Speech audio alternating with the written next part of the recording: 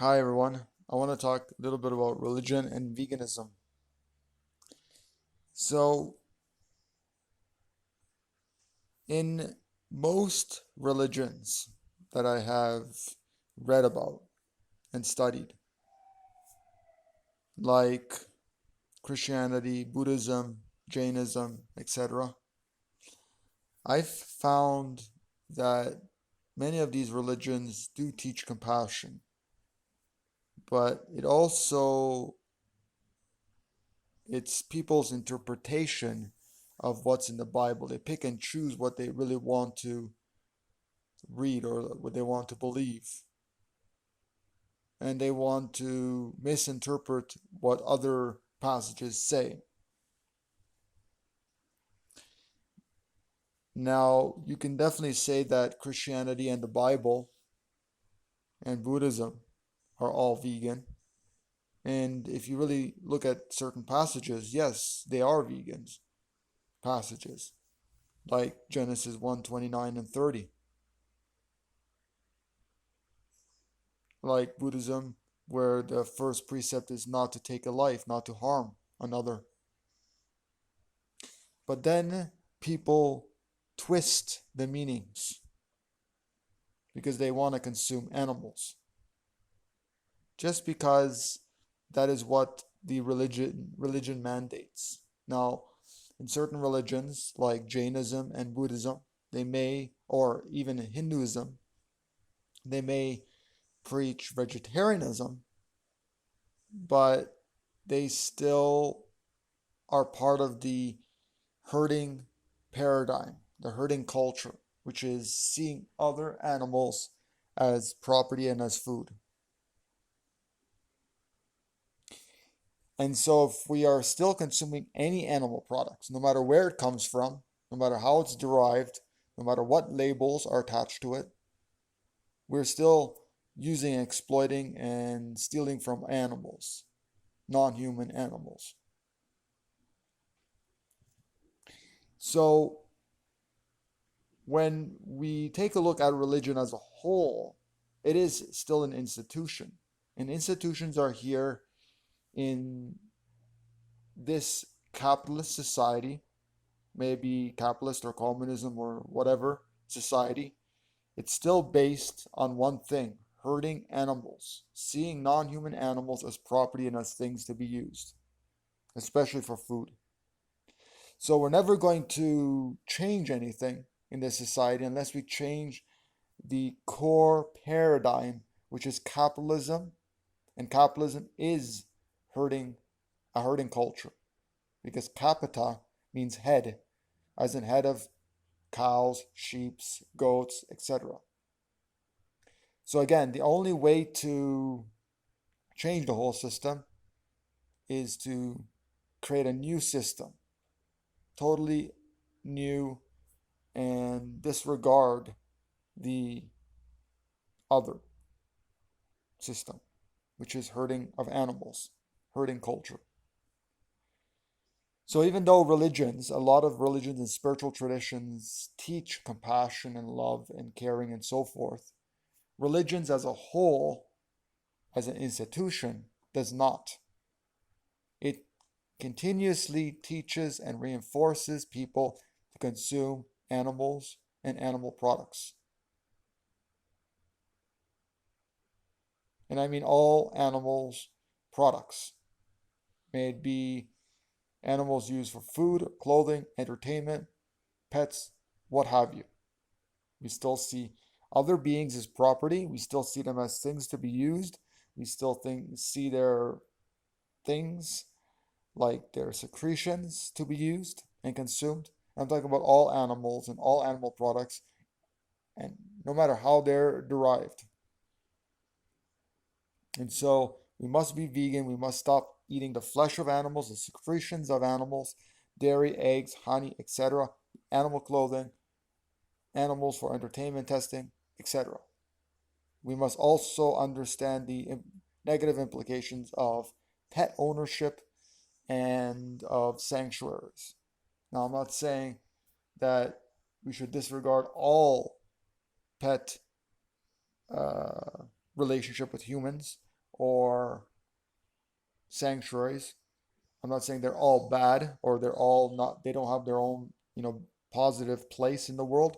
But as a whole, we should strive to get away from rescuing, get away from sanctuaries, get away from pet ownership, and focus more on vegan advocacy.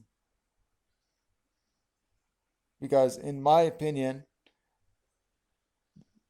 pets and sanctuaries, there are many negative implications. And we must understand that rescuing is a band-aid cure.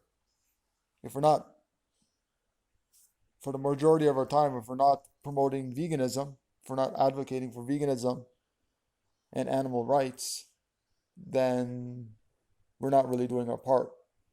If we're just rescuing, and talking about, oh, you need to rescue and adopt and all these things, and not focusing on veganism, then we're not really focusing on the core problem, which is animals for food. And yet, yes, let's get people going vegan. Now, I know a lot of people don't want to hear about these things, but they must be heard. The truth must be heard, no matter if people like it or not. And so we get back to religion.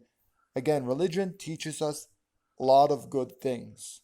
But because you have to decipher the meanings of things, and also because it was written in different languages, translated over eons of time to English, it has lost its true meaning, its true translation. Because the Bible, for example, was translated to, or was written in Hebrew and Greek, supposedly. And because it's been translated so many times by so many people and in different versions, it's really been watered down. And a lot of the Bible wasn't even included. There's a lot of texts that have been buried or hidden or lost. And the truth, yes, people want to suppress the truth because they don't want, basically, religion is part of a herding culture. So they don't want you to know the truth about veganism. Now, there may be some hints or some passages that are vegan, but majority of people don't regard these passages and the Bible as a vegan Bible. They just continue consuming their animal products. And what happens in this culture, this herding culture, is the culture itself wants to confuse you. They say one thing and then they say another thing. So they really confuse the person. They confuse the people. We are based in a fear-based society. So fear and confusion and lies are really the three biggest things of our herding society. So in order to get away from this is to understand that, yeah, there are good things in the Bible, and we can teach people certain passages or good things about the Bible, about compassion to animals and each other and so forth. But in all, we have to listen to our hearts and not follow these books as a whole, because really they're just part of an institution. They're part of the herding culture, and it's not going to change anything. We need to create our own communities of love, our own world, our own system that is totally different from the violent world that we live in currently. And we need to create a loving, caring, and peaceful world and communities of love. And we need to share these principles and these ideas with others. So we need to share the ideas that non-human animals, or anyone for that matter, are not property, they're not food, they're not things, they're not slaves. We need to free all animals. Now, of course, there are very rare cases, that very hard situations where we just cannot throw animals out onto the street because that wouldn't be ethical, especially during cold weather. And there are a lot of situations where We just can't do that. We just can't release animals into nature. But at the same time, let's focus majority of our time on vegan advocacy. And some people say, well, your approach is all or nothing. And it's like, really, that's what it is. If we're running for the finish line, if we're striving for the finish line, we're striving for the finish line. I mean, yeah, we are striving for each goal to the finish line for sure, but we're actually striving for the finish line. If we want to live in the Garden of Eden, we preach living in the Garden of Eden. We don't preach, okay, let's just make baby steps. No, baby steps are for babies, not for us. We need to advocate for veganism. We need to advocate for freeing everyone, for non-slavery, for non-violence, for loving and caring world. Let's implement what we truly want. What do we want? We want the animals to be free. What do we want? We want all the animals, human, non-human. We want the earth to be liberated. We want people to be vegan. That's what we want. We want more and more and more restaurants to convert to veganism, to be vegan. All the businesses to eventually actually right now to be vegan. We don't want tomorrow, we want now. But that's not the reality. We know that it's going to take at least several years for big changes to happen.